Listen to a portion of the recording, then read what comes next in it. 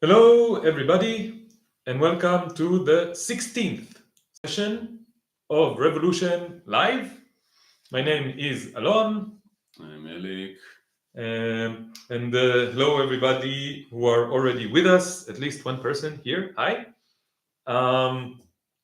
If there are problems with the sound, please let us know, because sometimes there are problems with the sound, but I hope it's okay now. So today, what we wanted to talk about is a declaration by the ODSI, the One Democratic State Initiative, that was published about a week ago, right? Mm-hmm. About a week ago. It was published both in English and in Hebrew, and we feel that it kind of sums up all of what we say about what's going on in Palestine, right, Elik? Mm-hmm.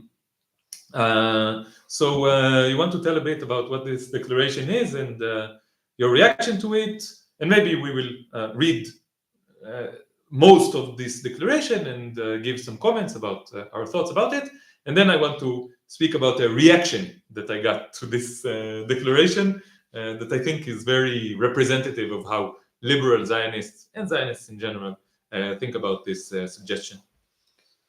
You want me to say before what I felt about it, or maybe we read it first and then?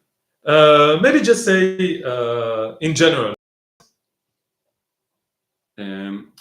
So it's a declaration about the vision of the ODSI for Palestine, for liberated Palestine, and it was written in Hebrew, and it's interesting because it's kind of a call in Hebrew for Hebrew speakers to join the Palestinian liberation struggle as a joint struggle. Mm-hmm. And it's very, let's say, it's not trying to appeal to Zionist ears at all. But it's still in Hebrew, and it was interesting for me to read it in Hebrew. And for me, the moment I read it, I was scared suddenly that I honestly, I must say, the last couple of days, I also made my Instagram private for a while, because I got a lot of nasty messages, and I felt that I need a bit to restore my mental health before I going back to full on. And I'm doing it temporarily, for sure. I feel like my social media activism is important because I did few videos that reached a lot of people. Yes, you became very viral in a couple of videos, especially the one where you hold your identity card. And that bit scared me, and now I need to balance. And sometimes I feel really angry at myself because people in Gaza don't have the privilege to say, I'm scared, I'm taking a break. But I also need to acknowledge that mental health is a thing. Yes. And if I'm in anxiety and my body is shaking and I cannot be helpful to the struggle. So I felt, and then I saw they did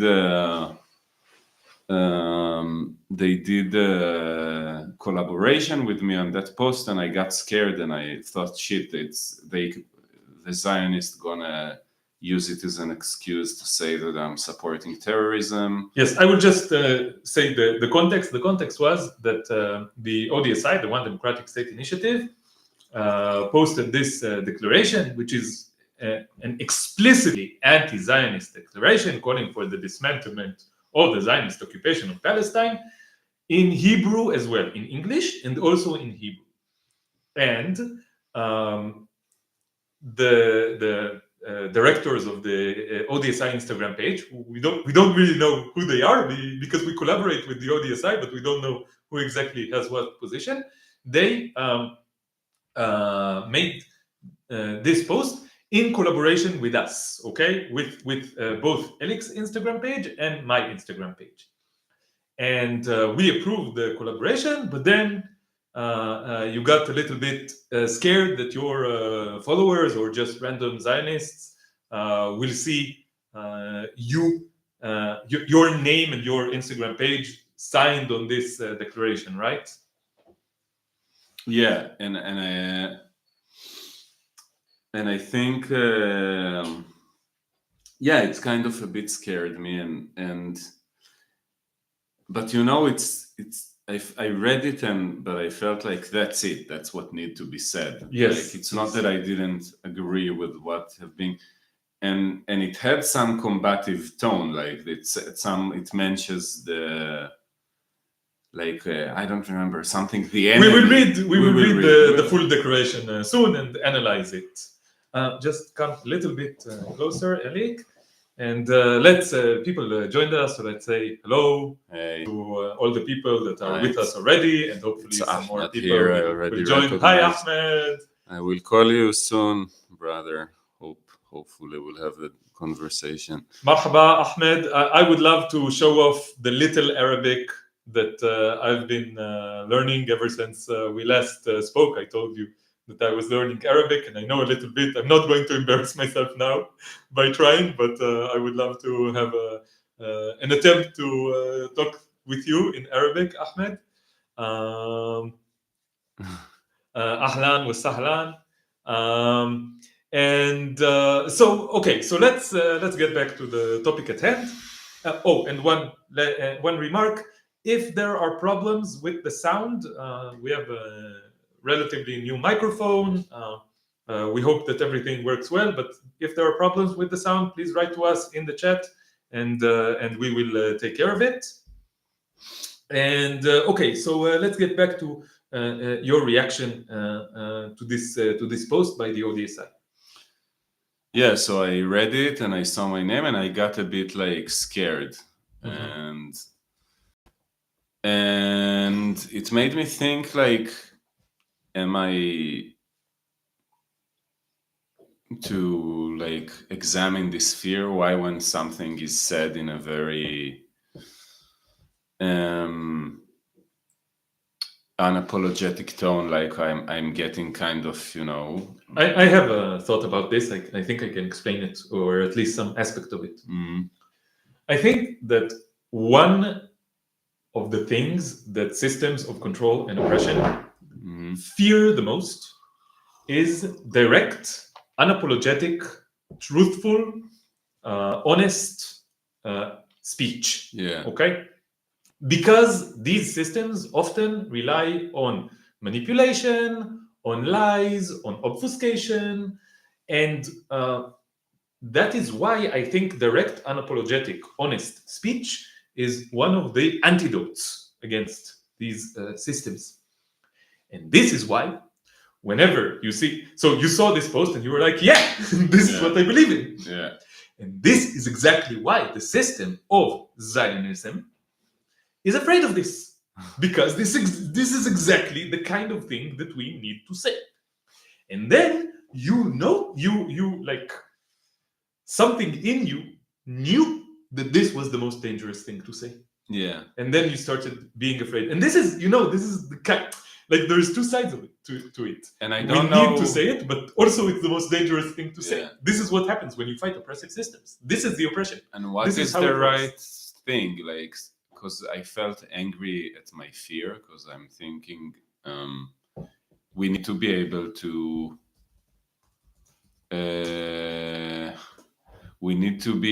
to take sacrifices and say, I know it's dangerous, but I think the thing is that the Palestinians don't have time. They don't have this time that I have to say, I'm scared, I don't want to, I just leave it for a while and I'll just be in my own stuff. It's the privileged person can say it's too much for me and I put it aside. And on the other hand, we want to be safe so we can continue to do it. We want to be mentally healthy so we can continue to do it. Yes. And mental health is a thing. It's true that people use this excuse to sustain their mental health, not to do anything or to withdraw completely. Yes, like the therapy speech is often abused and manipulated to excuse bad behavior and removal of responsibility. Like in the genocide song, what we did, did with Ayelet, and in Bed Asbara with you, like the therapist character. And I really feel this notion of mental health is challenged. Is it a real thing, or is it privilege that privileged people, like, because, you know, people in Gaza are acting and doing stuff in way more extreme and difficult situation, and they cannot say, and then people who feel comfortable and they're not hungry and they have they can say, okay, it's too much for me, I'm stressed. And if you want to be in solidarity with the oppressed people, you need to be to agree to take risks. If you don't do it, it's what the point? And I'm a bit hard on myself in this situation, that, you know, like, I don't, because we need to challenge the Zionists. They need to hear אנחנו רוצים לשחרר את פלסטין מהירדן לים, לכולם. They need to hear it in Hebrew. They need to be challenged that way. Even what Elik said was, we need to free Palestine from the river to the sea. They need to hear this, even if it makes them scared and angry, you know. And yes. Because otherwise, like, there is something just liberating in even seeing these words in Hebrew, you know. It's sudden, it creates a new identity in a second that these are words are written, and it says, let's be part of our joint strategy. It also liberates the language and the culture. The Hebrew language has been, you know, used for such horrible, like, most of what is being said in Hebrew is either something that is being said to ignore reality, or something that is being said to support atrocities. Hebrew is a language that was abused in the favor of the Zionist project, and this is our native language, you know. This is the language that we were born into. So one of the things that we want to do is to liberate this language and to make it a language of peace, love, collaboration, justice, a language of good, and not a language of genocide, not a language of destruction, not a language of war. And it's a very difficult process because the decay, the rot is really deep, right? Yeah, a lot of what I'm writing now is about how to de-Zionize the Hebrew language. And it's hard because it's a half like product of Zionism, like modern Hebrew is its kind of artificial language, the language that we it's speak. A constructed language to some extent. Yeah, and it was created to maintain the Zionist project, so the people who come will forget where they came from and speak language that it is detached. To erase. But on the other hand, they didn't teach Arabic to the Europeans. They came. They taught them a language that no one else. Not only did they not teach the immigrants Arabic, but my grandmother, whose native language was Arabic, she was born in Damascus, okay? Her native language was Arabic.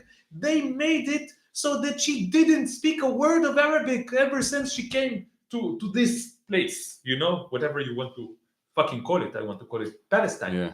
The moment she came to this place, she stopped speaking Arabic. I never heard her say one word of Arabic. This was her native language. The erasure is so extreme, and it's so total, you know.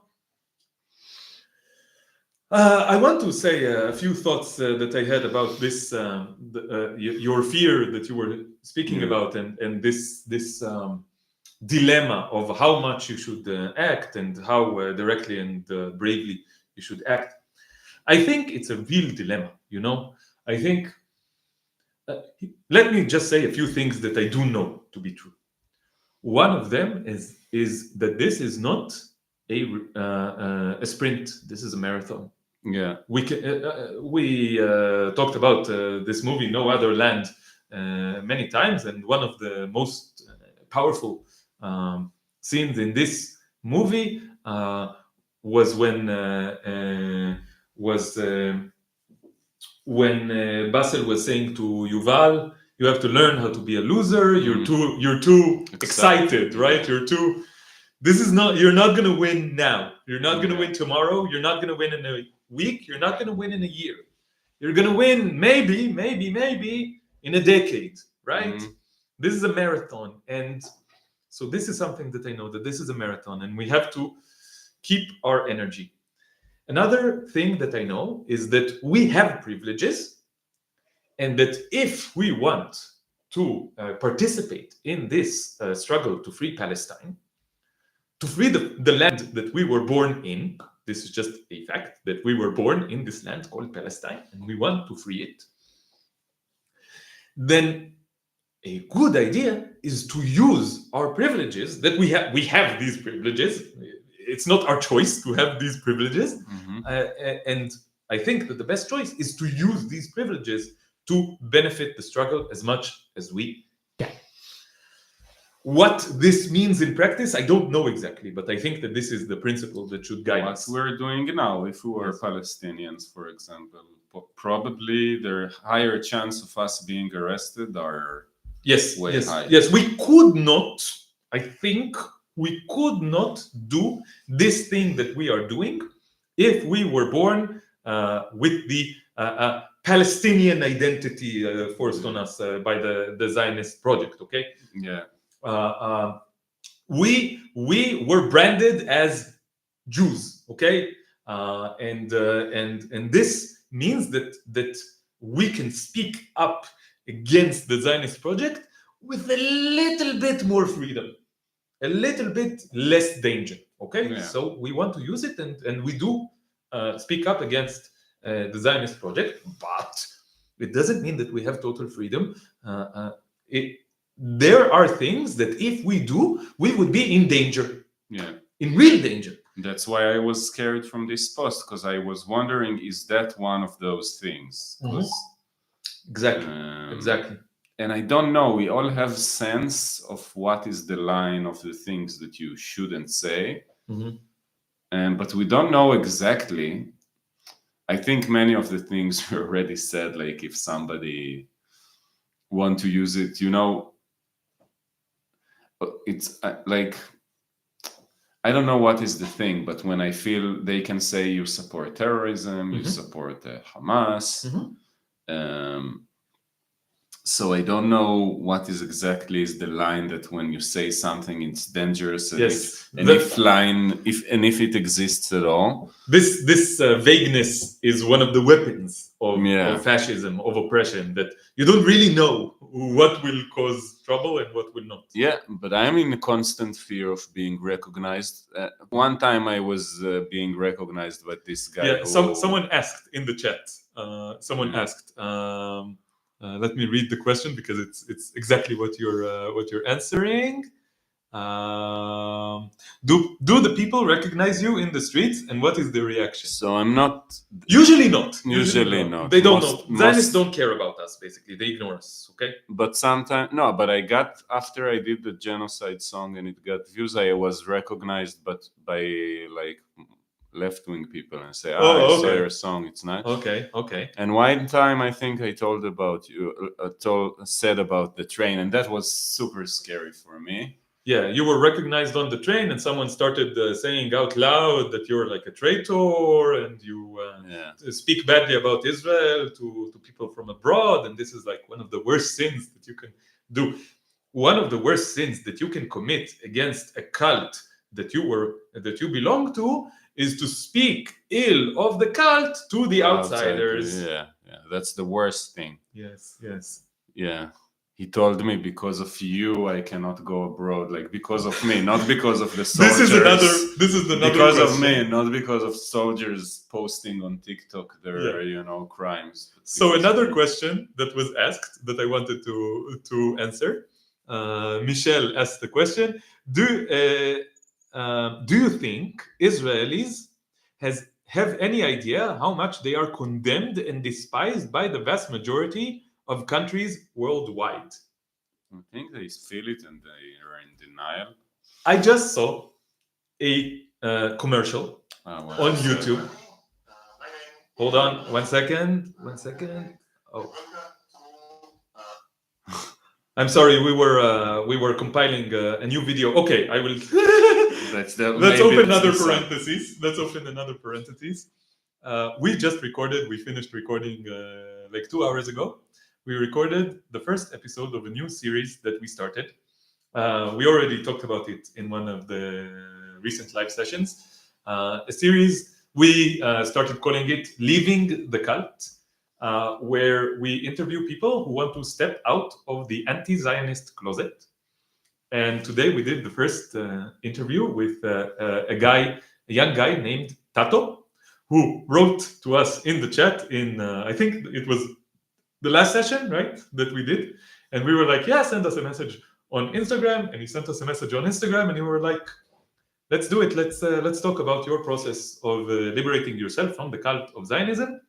And we recorded the first episode. It just finished compiling, and the edited version, and we are going to upload it today. And you're welcome to watch it. We think it's going to be really, really cool and really interesting. And it's hopefully it's going to be a new series. So if you know an anti-Zionists want to speak out against Zionism for the first time in a nice and non-judgmental, friendly conversation, they're welcome to talk to us. Anyone who was born into the cult and liberated themselves from the cult.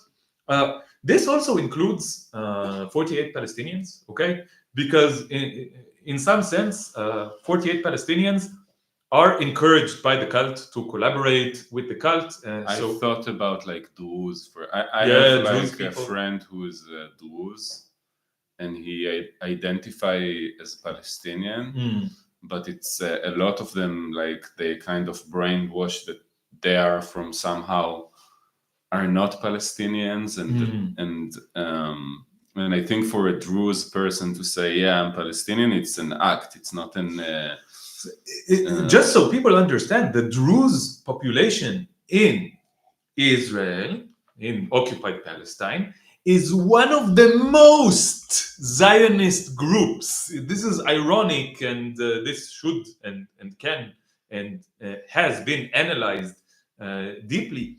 But this is one of the most Zionist groups. Many of the highest positions in the genocide army are held by Druze people. Druze people are commanding the army that is committing the genocide as we speak. Okay, so this is something that needs to be said.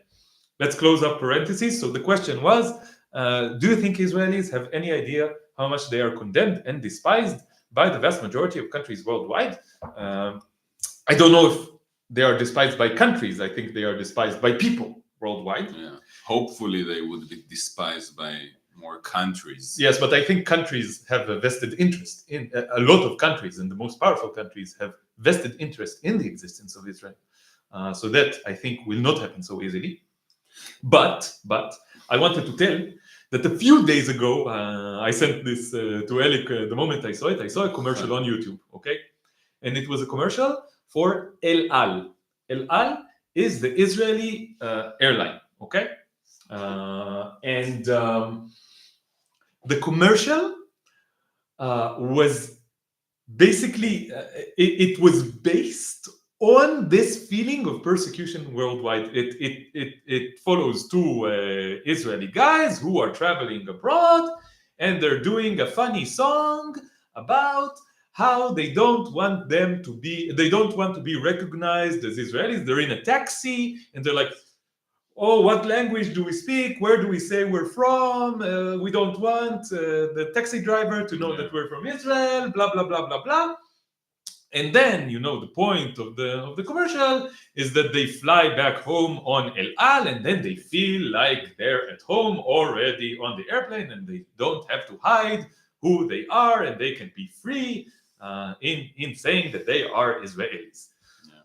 So I think commercials are known to be lies. But as Hans Landau said in the movie Inglourious Bastards, that he said that rumors are often false, but they have a weird way of exposing the truth. So commercials are lies, but these lies have a weird way of exposing the truth. And I think that that this is a truth that a lot of Israelis feel, that when they go outside the cult, they are being judged heavily and constantly. Yeah, and it's linked to the anti-Semitism and the anti-Arab racism that they have. You know, yeah. I saw this. It's not linked to actual anti-Semitism. It's linked in their minds to what they perceive to be anti-Semitism. The usual excuse that anti-Zionism is actually anti-Semitism. It's not true, but they perceive it as people being anti-Semitic towards them. Yeah. Okay, so Ben is writing in Hebrew.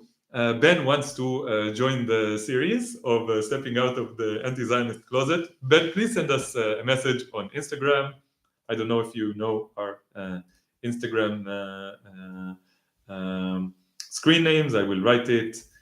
So it's at Roble Viajero, my Instagram name, and you can write a message to me on Instagram, and we can schedule a new episode of this new series of Leaving the Cult. And now let's go to the main event, which is reading the declaration. So the title of the declaration, it was also published in Hebrew, but we're going to read the English version just because it's easier for our viewers to understand, most of them. So the title of the declaration is Tomorrow's Palestine, a Palestinian Declaration. And Elik, you want to read the first slide, and then we'll say our opinions about each and every slide. Ever since its inception, the core of the Zionist project has been a settler colonial one, aiming to occupy the totality of Palestine and establish a Jewish state on it, to turn it into Eretz Israel, by supplanting, replacing. By supplanting its native population by means of occupation, terrorism, displacement, apartheid, and genocide. For this reason, any past, present, or future solution is contingent on the defeat of the Zionist project and the establishment of its fundamental antithesis, one democratic Palestinian state from the river to the sea.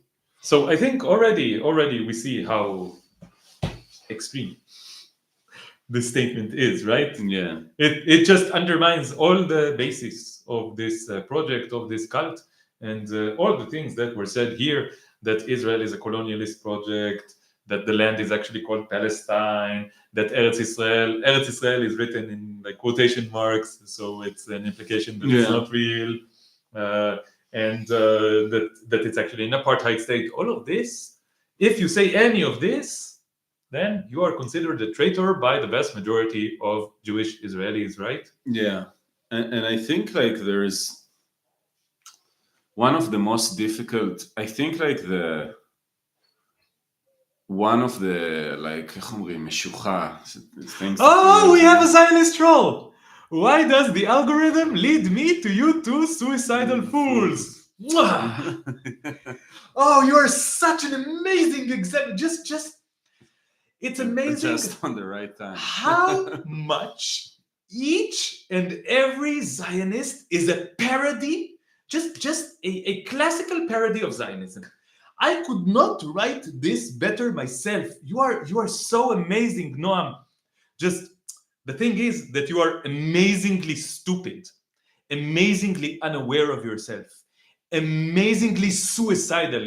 Every accusation by a Zionist is an admission of guilt. And Noam, you are silly. Noam, you are suicidal. The existence of the Zionist project, which you are subjugated to the depths. I don't know you personally, but I know you as a phenomenon. You are not a person, Noam. You are not yet a person. You can liberate yourself from the subjugation to the Zionist cult, and then maybe you can become an actual person, an actual individual. But now you are just a zombie. You are just a servant of the cult. And the cult will use you, and the cult doesn't care about you. The cult will send you to kill and to die. The cult doesn't care if your soul dies, and it doesn't care if your body dies. It doesn't care about you at all. You are now subjugated to a cult that you are human fuel to. Okay? So you are the one who is suicidal, and you will see that the more dorks. This is the best thing that you can come up with. Listen to the actual words that are being said. Your soul depends on it. Your life depends on it. Your very existence depends on it. Your individuality depends on it. And you choose to not listen. You know why? Because you are a slave to the cult. It's the first time it happens. I know, or we had one of the first times that we had a Zionist troll. But the level is very low. The level is very low. But anyway,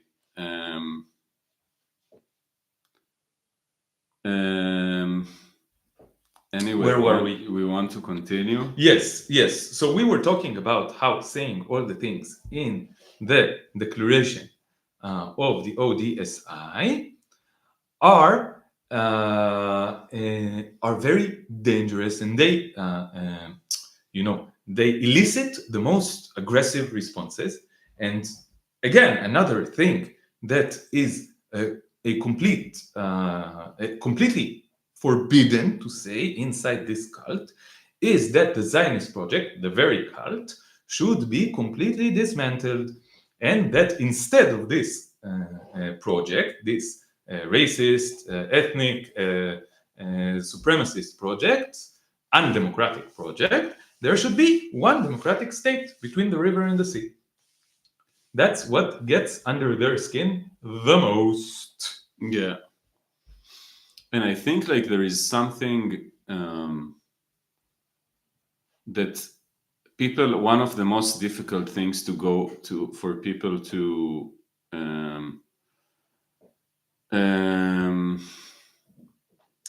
understand is that you have to get over the both siding and the both like but there is some truth to our side and some truth to their side, and let's like, I see most of the people I know stuck there, and they don't understand why this position keeps them always supporting genocide. Like they try to stay a middle ground in order to sustain their feeling of morality and I don't know, some sense. Yes, but they are still subjugated to the cult, and they have this emotional connection to the cult, which they cannot let go of. Yeah. And this creates the deep cognitive dissonance. But there is like, I don't know why, not all the situations in life are like this, but this specific case is kind of binary, right? Like in a way you have to pick sides. And it's hard. Like I also struggled with it, and it's not sides in a way of football teams. It's sides in a way of it's either you with the colonial project or you're against it. Like yes. You cannot. I think it's just a result of this being such an evil project. Okay, like what do you mean you want to reform the evil project? It's evil at its core. Okay, there's no.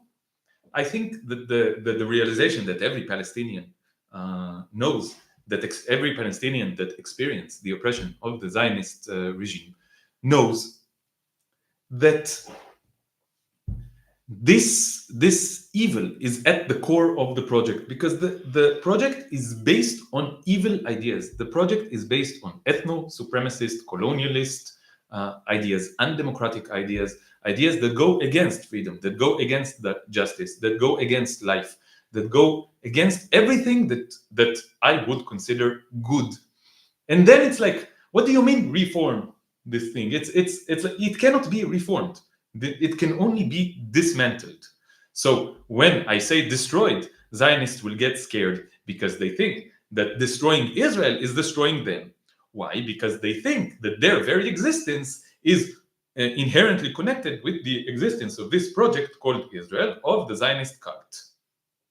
And this means that when you say that you want to dismantle in Israel, that you want Israel to stop existing, they think that you want to kill them. But that's not true.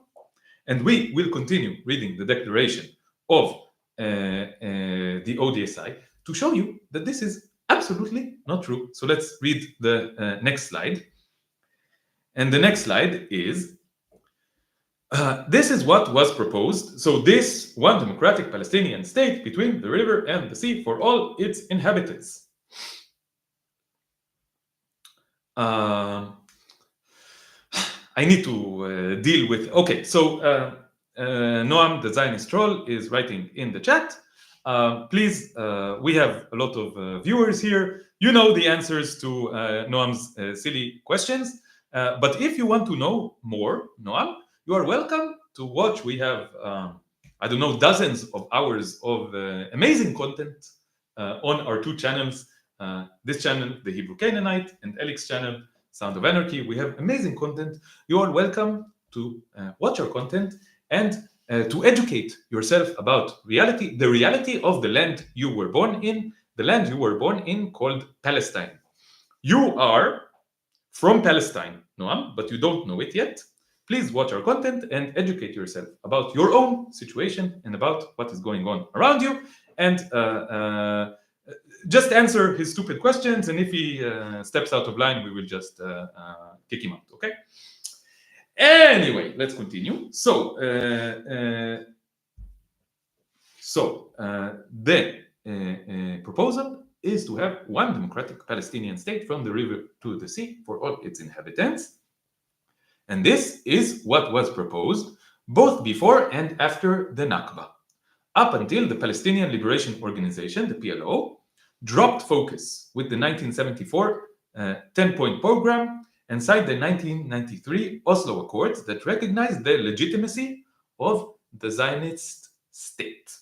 Our people must therefore drop all kinds of non-solutions, including two states, binationalism, confederation, and seeking equal rights within the Jewish state, and instead return to our historical vision for liberation, dismantling the Zionist entity, liberating and return to one democratic and secular Palestinian state. So this is again referring to all the middle ground solutions, the both-siding solutions that we were referring to, right? Yeah. There are all kind of actually a way to there are ways to sustain the Zionist project, actually, to leave some of it to. So the two-state solution, you know, it was when it was suggested after the 67 war, people who said it were considered radicals, you know, like, you know, Mati Peled, the father of Miko Peled. I don't know much about him, but you probably know more. He was a general in the 48 war, and after the 67 war, he immediately said, now we have to negotiate with the Palestinians and give them back the 67, the West Bank and Gaza, and that was considered like, you know, such an outrageous because but there's a reason why also when the Palestinians agreed and because the Zionists keep saying, right, if they would agree to peace and two states, we would leave them alone. And it's like not that only they agreed, they created a government, like an authority, a police force to oppress Palestinian resistance. Like this is what the PA is about. Like you don't get more agreement than that.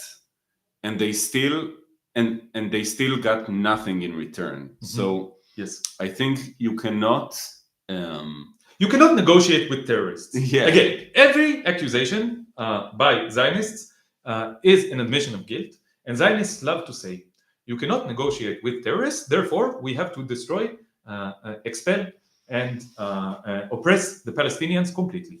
all of them, all the time. Because they perceive all Palestinians to be terrorists to some extent, or terrorist supporters to some extent, and you cannot negotiate with terrorists. But the fact is that the real terrorists here are the subjects of the Zionist cult, the collaborators with the Zionist colonialist genocidal project, and any attempt to negotiate with this entity will be ultimately a failure. Why? Because any offer that the Zionist regime gives you is just an attempt to manipulate. Okay, it's always this is a system that has only one goal: to take over as much of the land and to fill it with collaborators, to fill it with populations that support the project, and to get rid of as many people who are indigenous to the land and therefore do not support this project and do not have a vested interest in supporting this project. Okay, so you do not negotiate with this kind of thing. You cannot negotiate with this kind of thing, and this is something that it took me a while to realize how much all of these proposals, how much all of these solutions are non-solutions, are not really proposals. The only thing that is right is to have one democratic state between the river and the sea. Actually, we believe that the only thing that is right is to have 0 states everywhere, okay? But a step in the right direction is definitely to have one democratic state that respects the right of everyone and is not based on ethnicity, on religion, and on all this bullshit. Yeah. So let's continue reading the declaration. You can read the next slide. A Palestinian state whose capital is Jerusalem, that honors the right of the Palestinian people to self-determine and express its sovereignty over the entirety of its land, honors the right of Palestinian refugees to return and extends Palestinian citizenship to all Jews who have broken free from Zionism and who wish to remain in it as Palestinians. This state will be culmination of the liberation of Palestine, including the liberation of the Palestinian people from Zionist colonization and the liberation of Jews from Zionist ideology. Okay, so Noam, please listen. The liberation of Jews from Zionism. We all need to be liberated from the control of the Zionist project, the Zionist cult. You are also controlled by the Zionist cult. Okay, so please listen. And you are providing amazing material. You said you left your utopianism back in university. But listen to what you are actually saying. What you are actually saying is that a democratic state where everyone has equal rights between the river and the sea is utopianism. So, in your opinion, the only real thing is oppression. The only real thing is supremacy. The only real thing is genocide. And by saying this, the thing with Zionists is that the moment they start denying the claims, the criticism the criticism that they meet, they only reinforce the criticism. You guys are binary thinkers. You see, it's always like that. So, Noam, you admit that you are against equality. You admit that you are against justice. You admit that you are against peace.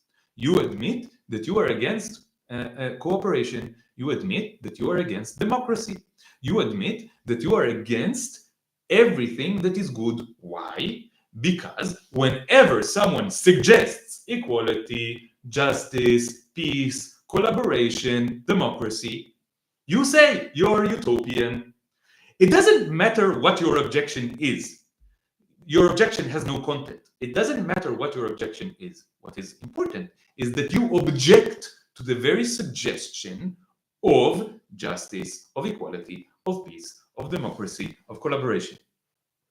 This is what's important. You object to this, and all Zionists object to this to some extent and in some way, which proves that the very core of the Zionist project, of the Zionist concept, is antithetical to equality, justice, and peace and collaboration. Okay, so you just prove the claims against you when you try to resist them. Stop resisting.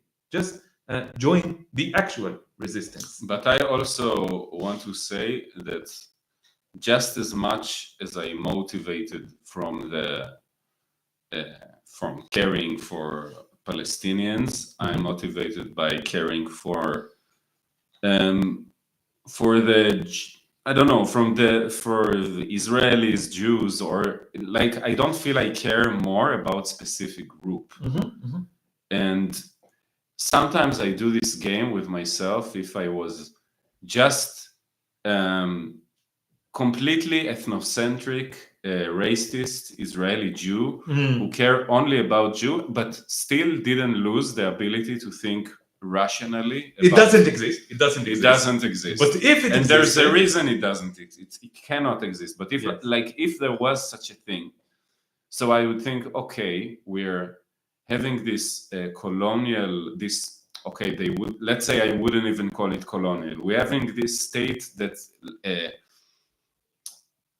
in conflict with all of its neighbors, Yes. that is in the heart of the Muslim world and constantly killing Muslims. Let's even say I think it's okay morally, but factually this is what happens. All the states around, like, people hate you, and the only thing that keeps you is imperial support by an empire that is collapsing right now. Like, I think that's a dangerous game that will end very, very, very, very bad.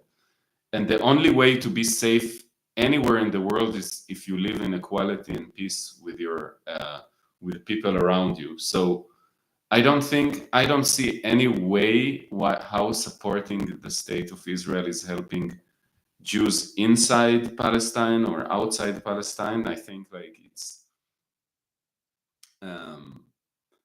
and I think and Jews, and it keeps anti-Semitism alive. Like, there are so many reasons to object Zionism only from the point of view of, like, caring about Jews, and I think there's something deep about it that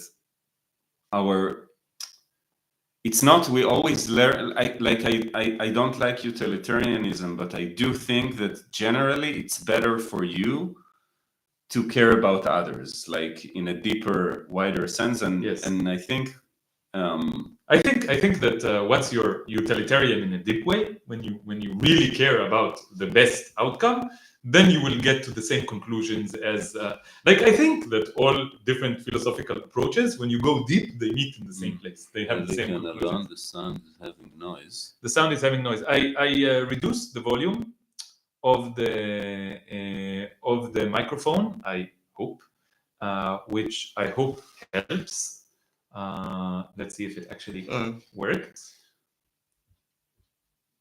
Yes, okay, so I reduced the volume of the microphone. Did this help? Well, there was a whole discussion in the people in the comments. I don't. Yes, because we have two trolls now. We have two trolls. There's another troll? Yes. Maybe why say troll? Maybe just people who want to have an honest. But they discussion. don't. They don't. I'm sorry, but they don't. It's trolls. Why are we trolls? I don't know why. I mean, why are you trolls? Okay. I will answer your question honestly.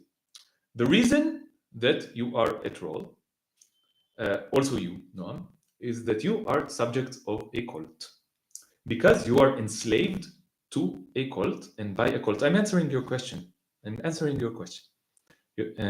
You asked, why are you a troll? And the reason that you are a troll is that you are a slave of a cult. You are serving the cult. You do not have independent thought. All you can do is repeat propaganda and indoctrination that was shoved aggressively into your brain from the moment you were born, every second of your existence. And the thing is that you cannot have a rational discussion. Unfortunately, I have been surrounded by Zionists for almost all of the almost 38 years that I have been alive. And I can tell you one thing about Zionists, that the moment you want to talk to them about this issue of Zionism, it is impossible for them. Impossible, physically impossible, because their brains will not allow them, because their brains have been subjected to the cult, will not allow them to have a rational discussion about what is going on.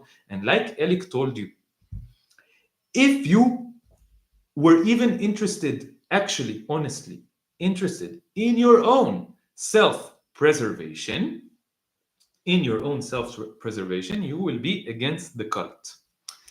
Answer me. I don't get. I didn't Blah blah say blah blah the blah. question. I think Noam is on the verge of being a complete lost cause, but Glass Blasters is a complete lost cause, and he's just flooding our chat with nonsense. So bye bye.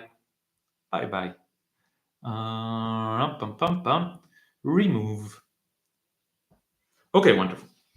Noam, you might be removed if you continue trolling. This is the only way to deal with Zionists. I'm sorry. They cannot have a rational discussion, and we want to have. I didn't see what this guy is. What was even asking, but I was following his nonsense. And the thing is that we planned on having an actual discussion about the liberation of Palestine and about how to liberate Palestine. Oh, blah blah blah blah blah. Butthurt, Noam, you are butthurt.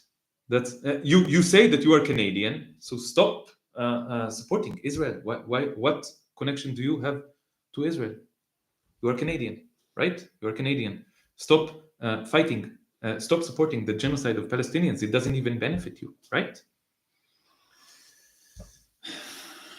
I do not appreciate being portrayed as a cartoon or a cult member. I do not appreciate that you support genocide. I do not appreciate that you support imperialism and colonialism and murder and oppression and ethnocracy. Today, just I want to read you something from today that you ask. All right, just one thing from today. The death toll from Gaza today is more than 50, including many children, and expected to climb. The images from the strike on an UNRWA clinic in Jabalia filled with displaced people are horrifying. Children mangled and shredded by US munitions. So you say you have children. I would expect someone with children to be a bit more touched with children being shredded for more than a year and a half. And I don't give a shit that you learn humanities or whatever. It shows a lot about who you are if you, at this point in time, that you can't even say a word against it, and you don't leave people like us any other choice than talking to you like we're talking to. And that's the reason I fucking read this stuff every fucking day. And then you come and call us dorks and who are these fools? Yeah. What? So it's not a straw man. If you're a Zionist, you support these things. That's the thing. And if you're not against this thing and you're not speaking out every fucking day, and so I don't know who you are and who are you to come and tell us what to say and what to think. And if you're against it, say it right in the chat. I'm against the killing. Write down in the chat. I am against all murder of all Palestinians, not excluding anyone. Write this in the chat right now. Write this in the chat right now. All Palestinians, every single one of them, has a complete right to life. I am against all murder. Say, all Palestinians have a complete right to life. Write this down right now in the chat. Write it now in the chat.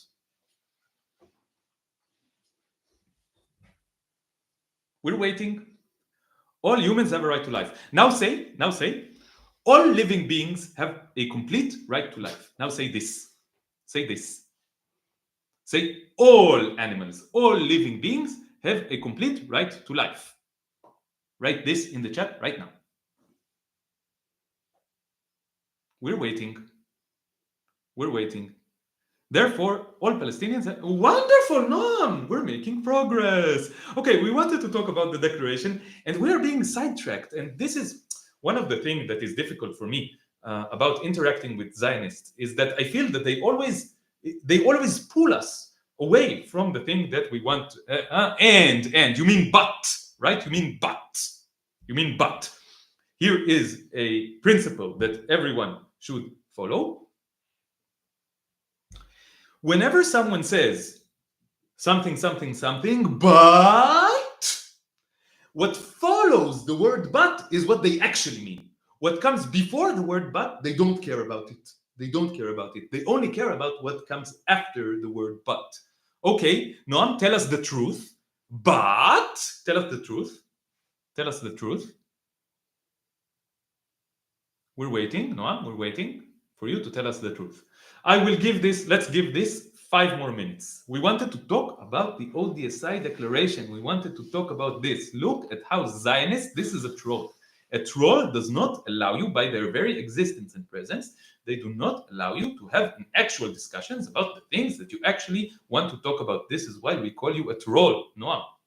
You are distracting us. You are distracting us from what we actually want to do. You are distracting us from what we actually want to talk about. And now you are not saying what you... Okay, never mind. Let's continue. What do you say? Yeah, let's continue. He's gone. Wonderful. He's gone.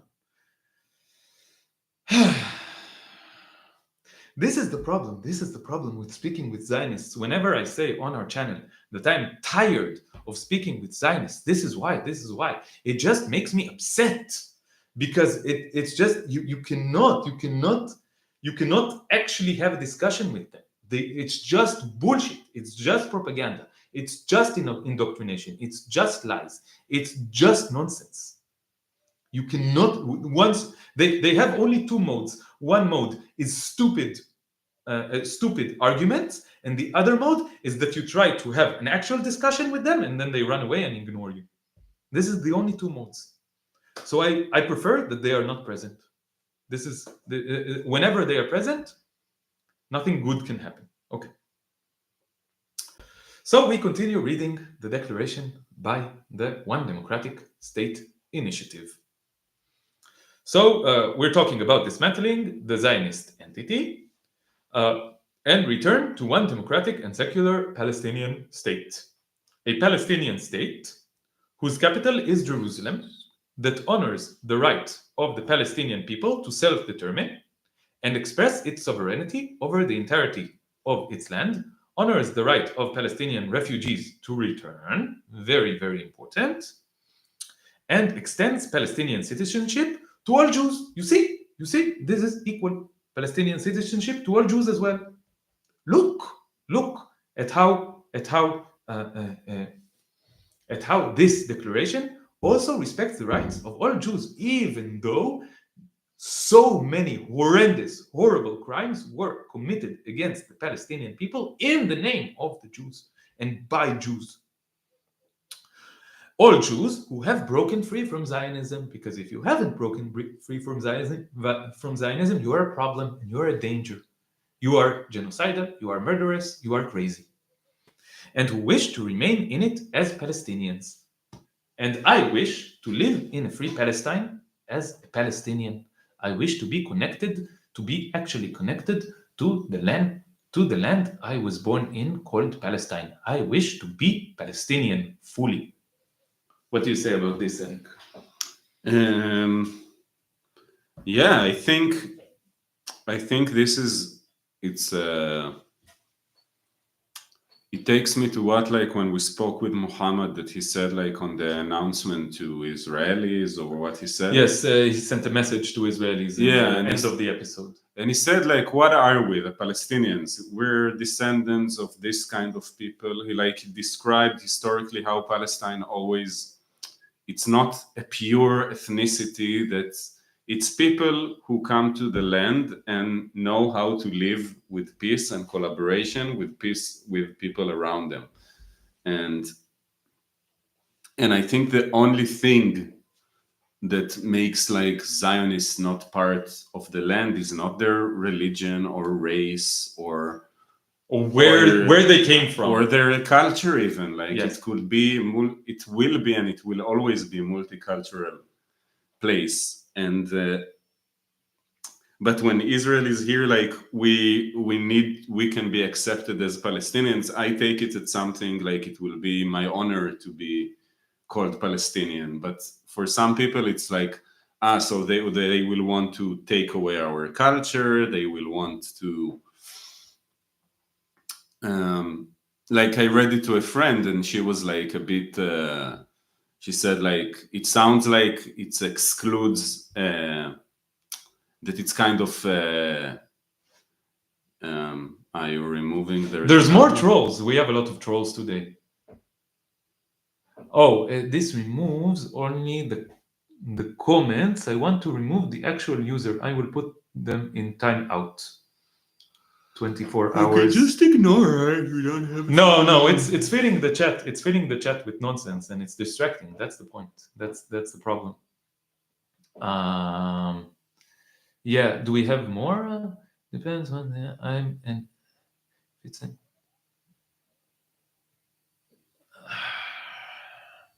Are there more trolls here? I think that we got rid of all the trolls. And you see, because of all these trolls, instead of having a good, deep discussion about our vision for this land and the obstacles for this vision, we just ran into the obstacles, and this confused us, and it took my energy out. It made me upset. But maybe this is good because it's also like a live example of the problems here. Yeah, it's also a live example of what we need to overcome. Elik, do you still have energy to continue? Let's finish reading it, right? Okay, I'm going to need to use the bathroom real quick. Maybe you can answer some comments in the meantime. Okay, I will be back in a couple of minutes. Okay. I don't know. I didn't notice there was a lot of things going on in the chat.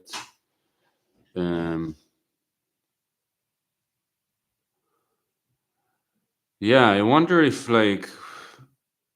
there is a way, if we should engage with people who, like with Zionists. It's always a question to me. Sometimes I feel like if I engage only with people who agree with me, but like, I don't know. Do you guys have some questions that you want to ask?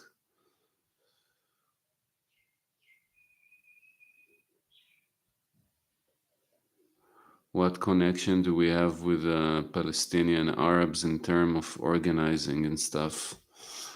I must say that personally, except for like personal relationships with people, I don't have like, I'm not that much of an organizer. But I really want to have some more connections. I think that I must learn, like I feel like I don't get to the Mossad. What the fuck are you talking about? I don't know. There's too much things going on in this chat, and I don't understand if people are serious or not.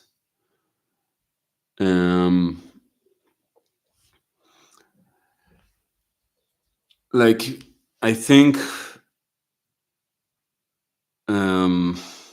Oh, sorry, guys. I was just a bit. It's hard for me to concentrate suddenly. But I think there's many ways.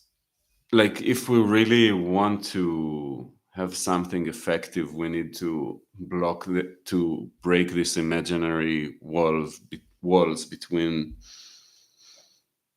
like Jews and Arabs, and like, and the language is a big part of it, and I'm doing my work to, like, sometimes I think that if I stay here and live here, because it's really big question for me, I think I want to create way more connections with Palestinians, because it's also really hard to that all the people around you are having those belief systems and believe in they're basically still in this cult that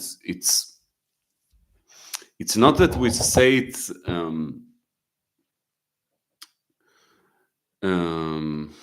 anti-Zionists really should make an effort to learn Arabic. Yeah, every person everyone should here be anti-Zionist, but we should also for ourselves to be less lonely. Like, it's really hard to, like, I feel I all the time need to hide my opinions, and it's a constant like, not hide, but it's always a question if I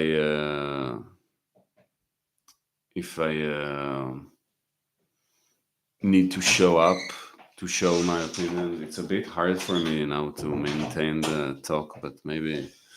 Yeah, I had to take a couple of minutes to give a. Couples should be ashamed. Another one. There's really filling gaps. They found us. They found us. They call us couples. Okay.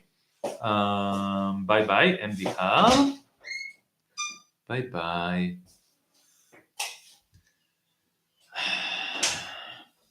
Yeah, I had to go and give a hug and a kiss to my girlfriend Tamar, who helped me refocus, because it's really hard. It's really hard to deal with Zionists. They are absolutely insane. They are very aggressive. They are very violent. They will use every dirty tactic in the book to manipulate you, to make you lose your center, to make you lose your focus, to make you lose your way. This is what Zionists do. All of them. All of them. It is always a bad experience to have a conversation with the Zionists, because it's never a conversation. It's never, ever, ever a conversation. They always try to manipulate you into forgetting your goal, into forgetting that you are for justice, that you are for peace, that you are for equality, that you are for freedom, that you are for liberation, that you are for cooperation, that you are against racism, that you are against oppression, that you want only what's good for everyone, because they are servants of a dark, evil system of oppression and control, which goes against all of these things. Okay. Let's continue the line that we wanted, and the line that we wanted to follow was to read the Declaration of the One Democratic State Initiative, which is, by its own words, the antithesis, difficult word to pronounce, of Zionism. Zionism sucks, and the ODSI is the antithesis of Zionism. Therefore, the ODSI doesn't suck. Okay. A democratic state, a state for all its citizens, with no discrimination on the basis of religion, ethnicity, culture, language, sex, or gender. I would add species. This is the only problem that I have with the ODSI. The only problem that I have with the ODSI is that it is still a human supremacist endeavor, as all states currently are.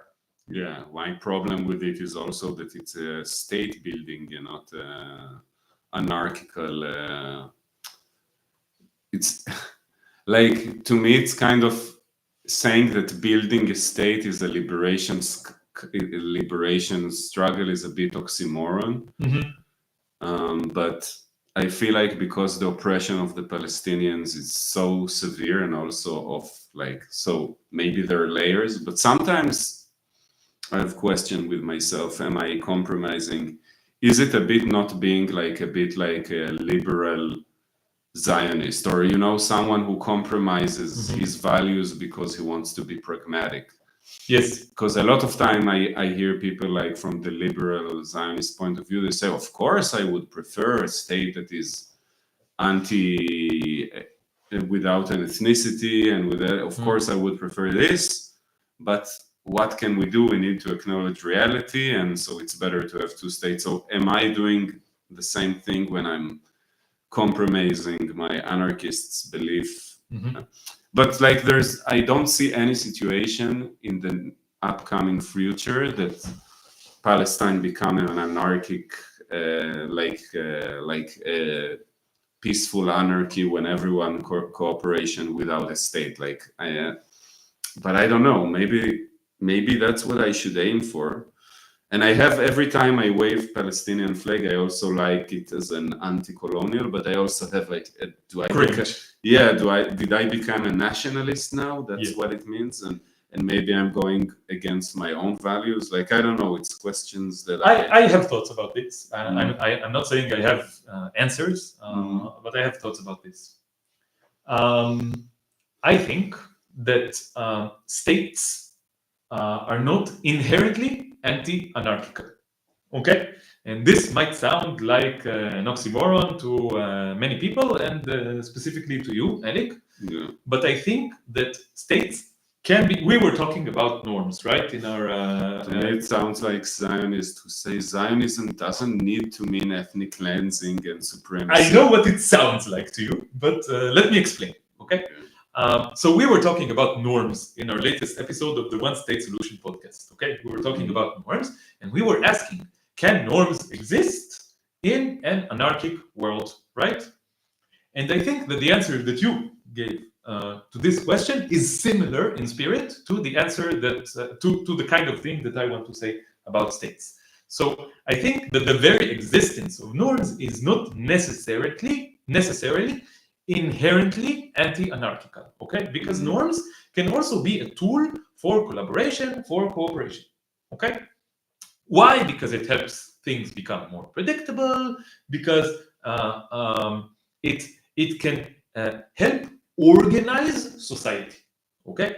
And anarchy doesn't mean chaos, right? It means the balance between order and chaos, right? It means creating a balance. It means creating something that is better, okay? Okay, and I think also states are a kind of norm, okay? It's a tool that you can use to create collaboration and cooperation between people who live in a certain area. And I think that if you leave a state only as this kind of thing, as a tool to organize a certain society which is defined only by geographic area, then I don't know, it might still be toxic, okay? But I think it's way less toxic than the states as we know them today, which are just big mafias, okay?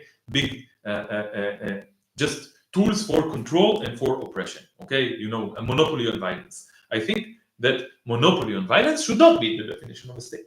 I think. So what is a state then? Because if you take out this definition, it's no longer a state the way I see it. So this is now a semantic question, okay? Yeah. But the way that I can see states in something that can be compatible with anarchism is that the state is just a tool that we use to organize society and to create collaboration and cooperation within a certain geographic region. Now, you could say that what I said now cannot exist without deteriorating into a mafia, into a device for control and oppression. And this is an argument that I sympathize with. I think about it a lot. Does any instance of a state necessarily deteriorate into a monopoly on violence and a tool for control? It's a good question, but I don't know the answer to it. And I also don't know, like, okay, so let's say we want to be completely anarchical and not have this tool for cooperation and collaboration. Okay, so how will society work? There is a lot of people, and we can't just all be separate individuals living in a void, right? In abstract void. Yeah, but that's why we make the distinction for collaboration that is voluntary and based on. Voluntary doesn't mean it's not organized. It doesn't mean doesn't include large number of people. But it's a whole discussion. We need to make an episode on anarchy and how we perceive this. It's a whole discussion. And to me, that's why I was for a while anarcho-capitalist, because I thought the voluntary is... Exactly. Someone mentioned anarcho-libertarianism. just yeah, because it's all around. I think there's a lot of good stuff also in this train of philosophy. It's also limited in certain areas, but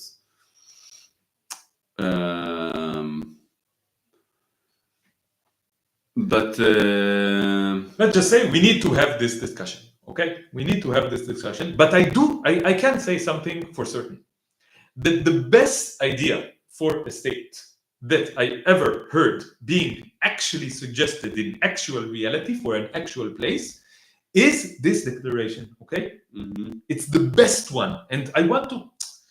This is the next sentence that I was about to read. Okay, not a duplicate of capitalist colonial models, but a state, i.e., here is the definition of a state by the One Democratic State Initiative, a state, i.e., a functional administrative tool whose society actively takes part in politics. So this is the voluntary aspect of it, that you are always active in the politics of it, and through which its society expresses its political will and chooses how to administer its affairs.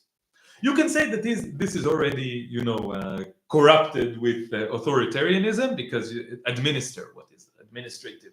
Administer. So this is a place where I will have a problem. I will also have a problem with this. But this is like as best, as good as it gets that I saw in actual reality being actually suggested. Okay. So, this discussion is difficult because there's the theoretical discussion. This guy Noam called us utopianists. We are nothing. We are everything else. We are not utopianists. We want to pragmatically bring a better future for the land that we were born in. So this creates a lot of discussion about the connection between our goal, our vision, and what we actually do in actual reality. Okay, but this is the discussion that we want to have, right? What comment got your attention, Elik? I don't know. I just, but it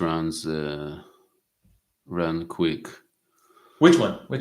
What's on anarchy literally translates no ruler. Anarchism is organizational, the practice which achieve individual and social. Yeah, that's what I'm for. It's not that I figured it out yet, but I feel that as long these institutions who claim monopoly on violence exist, there will be genocide.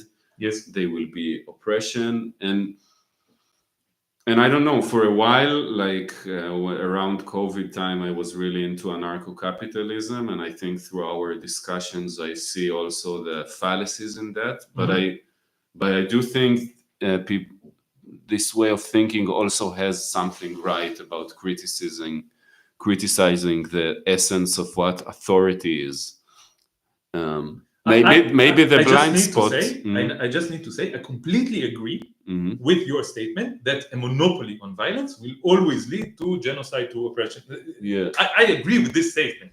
The only thing I don't agree with is that this word state necessarily should refer to a monopoly on violence. This is the only thing I don't necessarily agree with. I want to have a discussion about this. Yeah. Okay. You see, the moment that the Zionist troll left, we are actually having good, productive discussions about what we want to achieve. Here. But I agree with you that for now, I feel that this declaration is very important. It's the best I saw so far. Yes.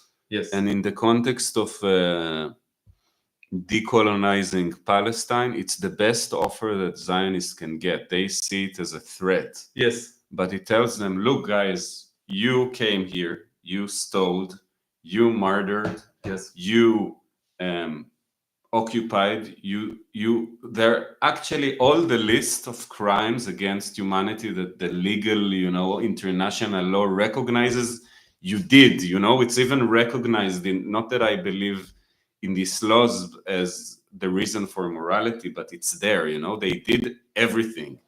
And now the Palestinians come and say, like, look, we offer you a way out. Mm-hmm. You can become Palestinians. You can deny, you can just get off this colonial thinking and become one of us. And I think it will happen one day, let's say, I don't know how the Zionist regime is going to collapse, but I don't think it will succeed in wiping up the Palestinians. Like, I don't think it's going to happen. No, they can't. And I also think the Palestinians, in many years, like, it will be, they did many mistakes, like Oslo was a mistake, the Palestinian Authority was a mistake,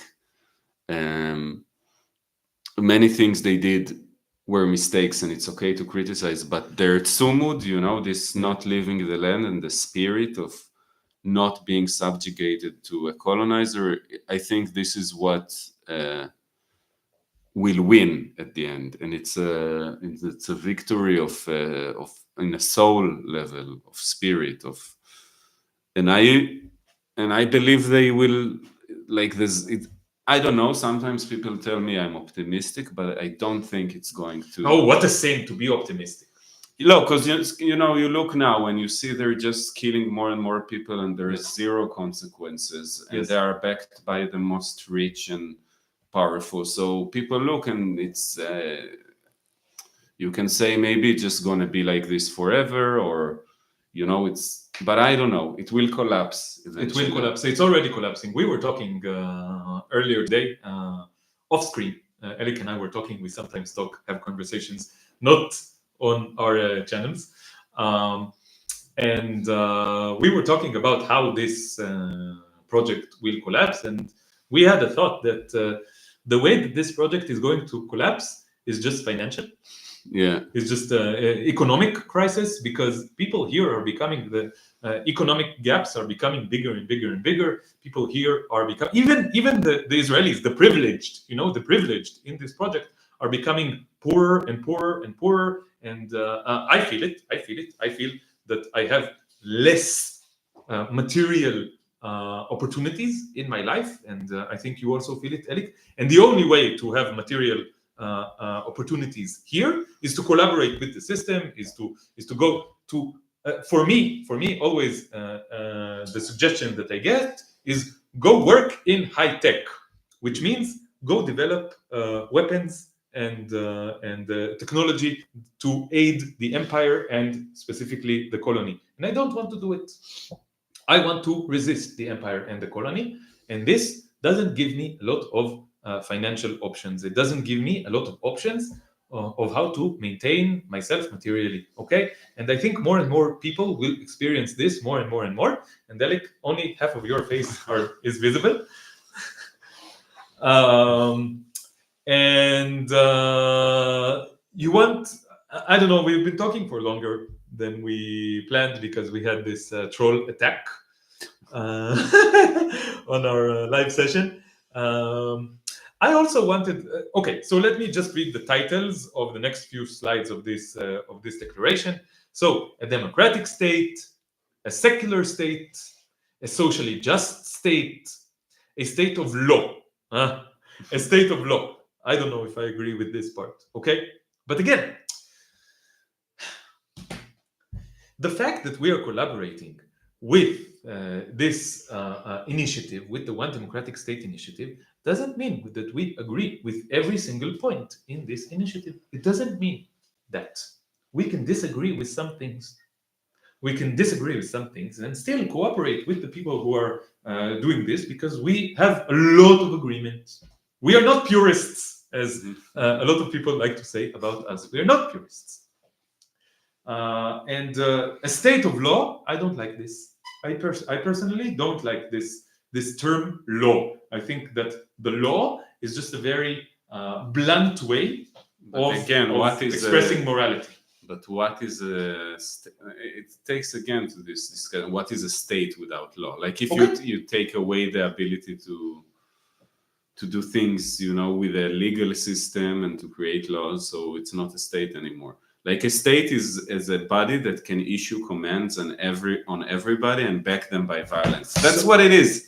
And this is what we're talking about. I think that this word state was appropriated by malicious actors, just like the word peace was appropriated by liberal Zionists to say something.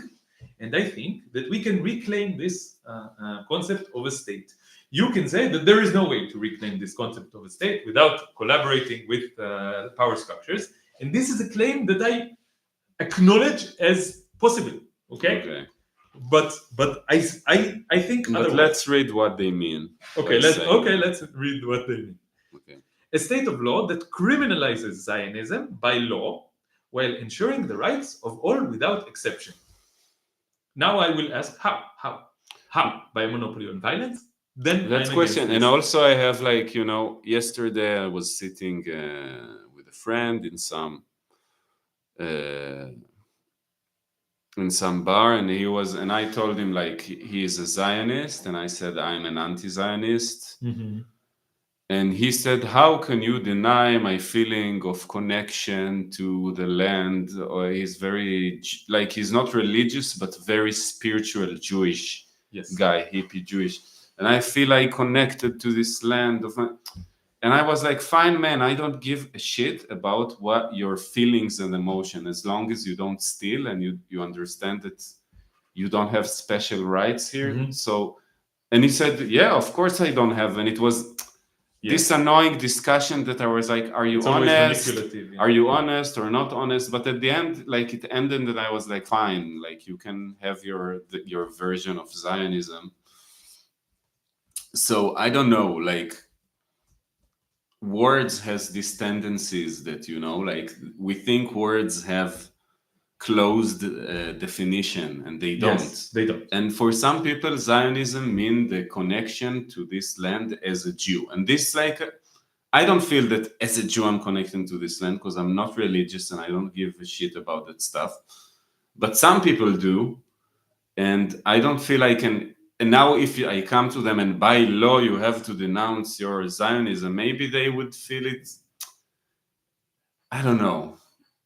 I think what needs to be denounced is any racial, ethnical, or religious superiority of one religion over another. Mm-hmm. And Zionism is part of that, but I don't know. So there is a question here. I'm anti-Zionist, but isn't criminalizing Zionism criminalizing thought? Yeah, that's what I a bit felt. So I think that this is problematic. This is why we say that we don't automatically agree with everything that the ODSI says. We are anarchists, therefore we don't accept any authority. No authority. We have our own thoughts. Some other people have their own thoughts. Elik can have his thoughts and I can have my thoughts, and they can clash and we can disagree. And we can have respectful disagreement. And I don't know, if Elik goes too far, I might hit him. Okay? And if I go too far, he might hit me. No, I'm kidding. But I think we need to criminalize actions, not ideologies, or but if someone is still, let's say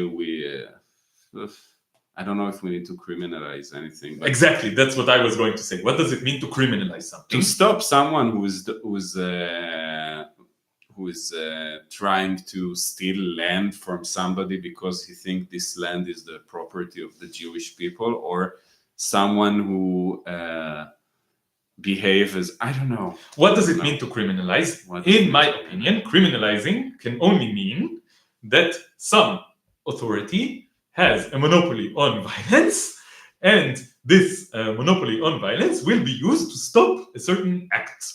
The thing is that I think the moment the Zionist system is dismantled, these people will not have power anymore. Like, you don't need to check what people have in their heads. Like, they will have to kind of adapt to a new reality. Just like a bit like the white settlers in South Africa. Like, you maybe inside you, some of them are still miss the apartheid days, you know, and they say, oh, the apartheid was great, but they have no power to enact it, and it's kind of exists in their own mind or in private conversation. Fine, like this, I don't think that's the... You know, it's dangerous. It's a seed for problems, you know. It's dangerous, like what happened in Germany after the Second World War. They said that they denazified the state. They didn't do it. There were still seeds of Nazi Germany, and we see them blooming right now. You see the seeds growing and blooming, and Germany is returning to its fascist ways even more directly than it did before, right? With oppression of anti-Semitic speech, which is oppression of speech against Zionism and Israel. So it's a whole discussion. Okay. I also... There's an anarchist here. Yes. River Rune is not just an anarchist, right? You're also a vegan anarchist, right? I recognize the symbol here, the green and black symbol is the symbol for veganarchism. I know that this is the term, or total liberation. Maybe we can have it for a discussion. I feel I need things to inspire my anarchical thought, like how to And Tamar says correctly that you cannot be an anarchist without being vegan. Let me explain this. It's very simple actually. If you are not vegan, it means that you think that you as a human have the right to not only, oppress other living beings, but actually kill them, murder them, and eat their corpses, subjugate them and eat their corpses. What can be more supremacist than that? If you are not vegan, then you are necessarily, logically, a human supremacist. And if you are an ex-supremacist, and it doesn't matter what X is, then you believe in hierarchies.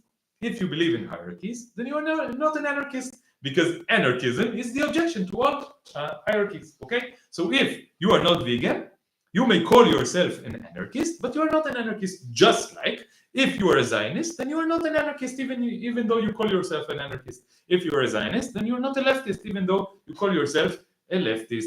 If you're a Zionist, you do not support peace. If you're not vegan, you do not support peace. If you're not vegan, you don't love animals. If you are not vegan, you are not against violence. If you're not vegan, you're not against murder. If you're not vegan, you're not against oppression. You can say these things. You can make noises with your mouth, but the noises will mean nothing, because your actions is what matters.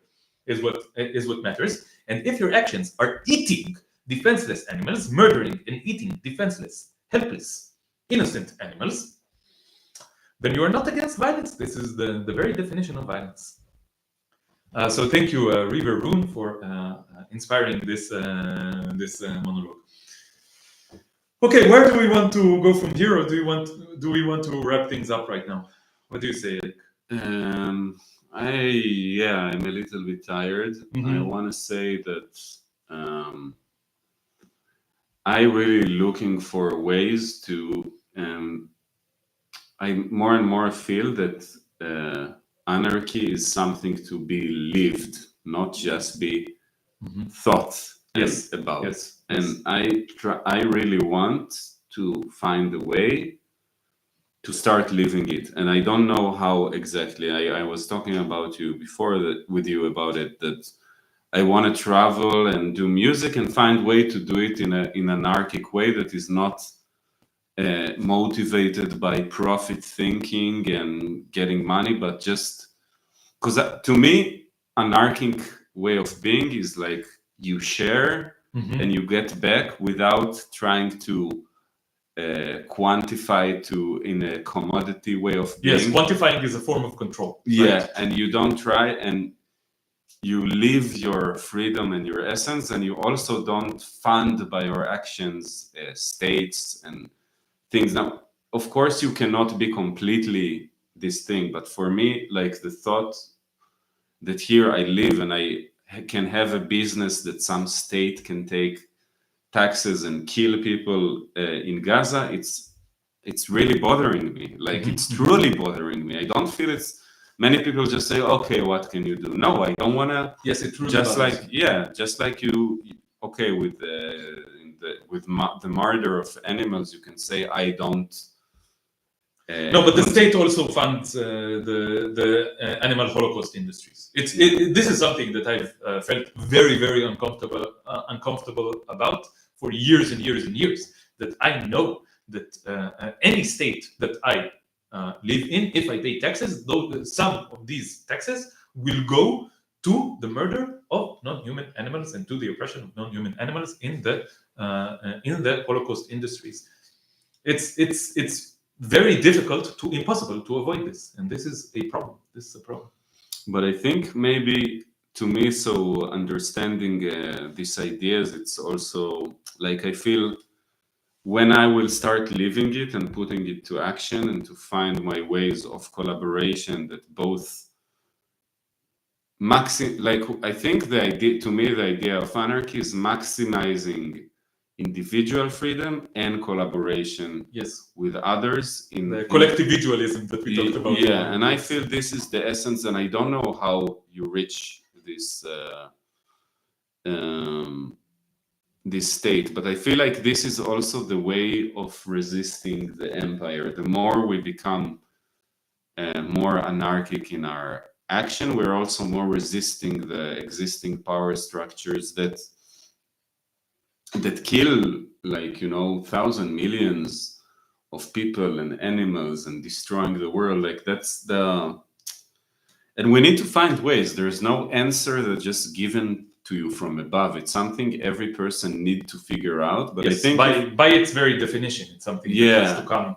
And maybe it's a way you figure out by acting, not just by thinking. And I think that's my problem, that I think too much. Like we need to start acting in the way we want this world to change. And I don't know, there's many things we can do, but I think the more people do it, the more things will start to change in the larger. But but we cannot just say just my life matters and I just think about myself.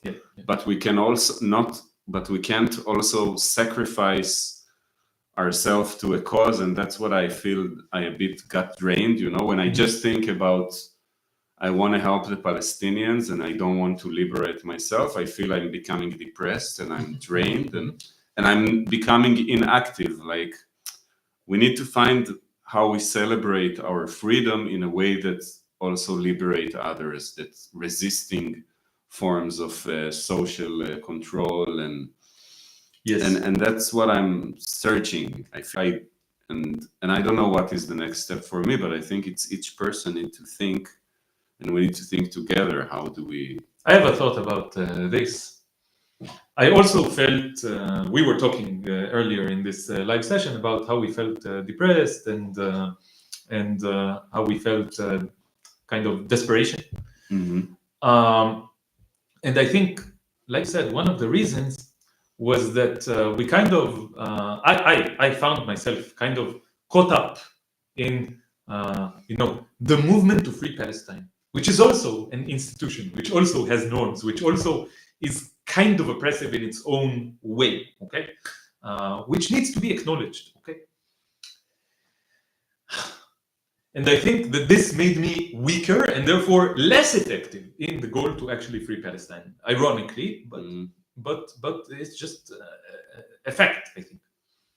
So I think that one of the things that is most important in my own development as someone who strives for freedom and for living a real life is that it's hard for me to take responsibility for my actions. And I see that the more I take responsibility for my actions, the more I feel free, and the more I feel that my actions actually represent what I want and who I am. And I think that one of the ways that the system oppresses us is that it takes away our responsibility for our own actions.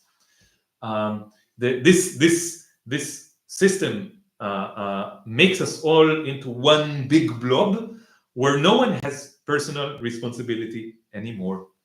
Because and now people can say, when I tell them you are contributing to a Holocaust by eating meat, they can say, no, the animal is already dead. I just buy the corpse, right? They won't say corpse, but that's what they mean. And they remove responsibility for their actions. They say, no, I didn't cause this animal to die. I am not the murderer. Someone else did it for me. And they ignore their own part in maintaining this system that causes the murder. Okay? And similarly, Zionists can say, what do you want? I was just born here and I live in my house and I work in this company and I make money and I raise my children and you know, I have my spouse and I have my family and I have my job and I have my friends. And that's all I do. And I'm not responsible for the actions of this project. And therefore, I'm not responsible for the murder of any Palestinian. It's Hamas's fault. Okay? So you see how this removal of responsibility, this taking responsibility and saying, I don't have responsibility for the things that I participate in, is something that people use to justify their part in this and to I don't know, obfuscate their part in this. And I think that this goes hand in hand, or it's just the very same thing, or two aspects of the very same thing. And the other aspect of it is losing our freedom of choice. So choice and responsibility, freedom and responsibility, I think are two aspects of the same thing. And the part of taking we can all strive for freedom. I want to be free, I want to be free, I want to be free, but it's harder to take responsibility. It's harder, the other aspect of it, of taking responsibility for our actions, is the harder part. So this is what I wish for myself. In about 2 weeks, I will have my 38th birthday. Oh, soon. Yes, it's very soon. And my wish for myself, for my 38th birthday, is that I will take more responsibility for my own actions, for my own life, for my choices, for what I do.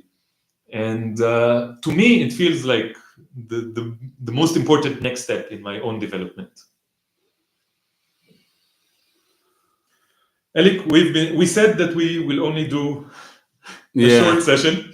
Yeah. It's been almost 2 hours. And I need to. Final things you want to say before we close up this session?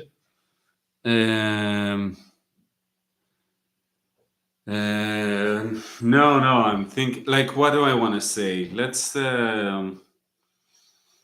Let's try to find what fills us with good energy, so we can continue to resist. This is what I understand, and it's a not easy task in these days, and because I was pretty much down, and I really need to. And yesterday, some guy told me that I must perform, and it really made me feel like I have to do this. And I think I have to do this. I need to go to this tour that I want to do, and I need to create it on the spot. It doesn't need to be in big venues. It can be on the street, in a small cafes, everywhere. But I need to go on the road and do it, because otherwise I will get crazy, I think. That's my thought. I support that 100%. Yeah. So I wanted to also read to you some reaction that I got to the Hebrew post of the ODSI declaration. So maybe I will do it tomorrow. I will go live again tomorrow on my own, and I will read to you, because some liberal Zionist commented. He said, I cannot believe that such a thing exists. And I didn't understand what he meant in the beginning, but then I understood that he meant that he was outraged that this exists, and he thinks that I am crazy and that everyone who supports the ODSI is crazy. And we had a conversation. And I want tomorrow, maybe I will go live again, and I will read to you this conversation because I feel that something is All right, we didn't read this. Yeah, we didn't read this discussion. Something is still bothering me with this discussion, and I want to air it out. Okay, so maybe I will go live on my own tomorrow and read this discussion to you, because I think, not just because I want to air it out, but also because I think it sheds a lot of light on the way that liberal Zionists think about this idea of one democratic state for all, which proves that they are fascists. They are fascists who are trying to pretend that they are not fascists. So this was a very eventful session with a lot of trolls, and it went in directions that we did not expect, but it is what it is. Thank you everyone for being with us for such a long time, and for all the lovely discussion and lively discussion. And we will continue, and we will go deeper and deeper and deeper. And we will do an episode about anarchism in the One State Solution podcast, right? We will do a dedicated episode to what anarchism means, what we think about anarchism, or just what we think about anarchism at the moment, because it's always subject to change. This is by the very definition of anarchism. Yeah. Okay, so bye-bye everybody, and free Palestine, and free the entire planet, and free everyone, all living beings, and see you next time. Bye-bye.